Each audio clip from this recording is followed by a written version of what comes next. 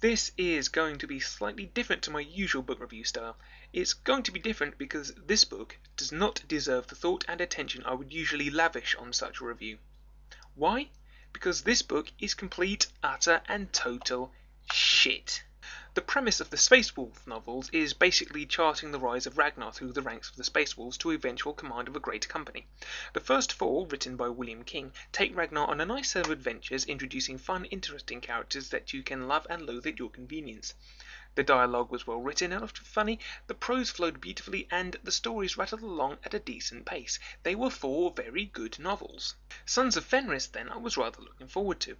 For whatever reason, William King and the Black Library parted ways, and so the job of writing the fifth installment fell to Lightener, a Gestalt entity that, according to the author information, were Space Wolf fans. Now that may or may not be true, I can't comment either way, but what is true is that those two cannot write to save their lives. The idea is decent enough in that it takes a look at the interchapter rivalry between the Space Wolves and the Dark Angels, but it is handled with such Neolithic incompetence it's just not true.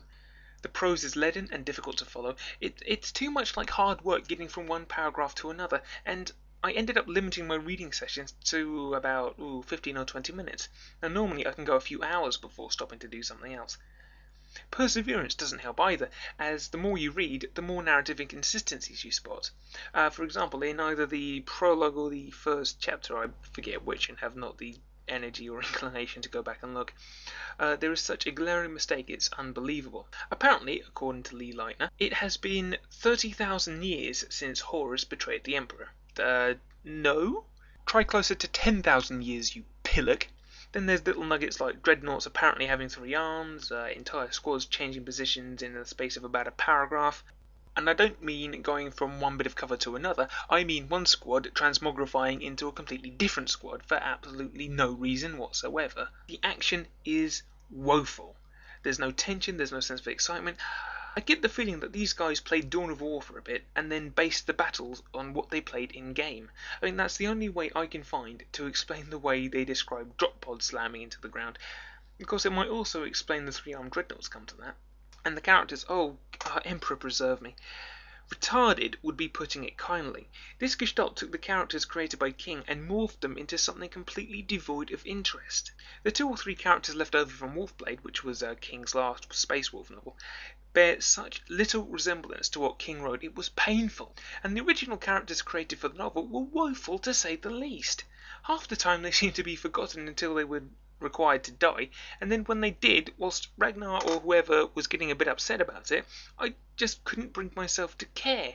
There is one and only one good line in this novel, which doesn't come until somewhere near the end, and it goes something like, unlike the other Space Marine chapters, the Space Wolves remembered that they were men.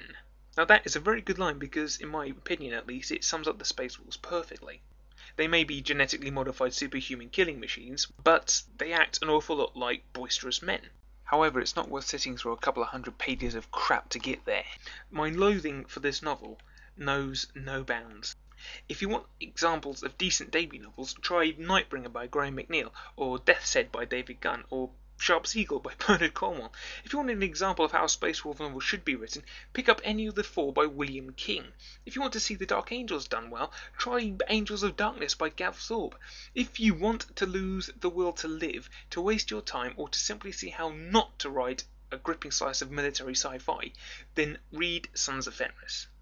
And after you've read it, incinerate it, then seal the ashes in concrete, place that concrete block into a hermetically sealed steel box, then drop that box into the Marianne Trench, so that no one else has to suffer probably the most poorly written piece of piss-poor prose to ever blight the human race.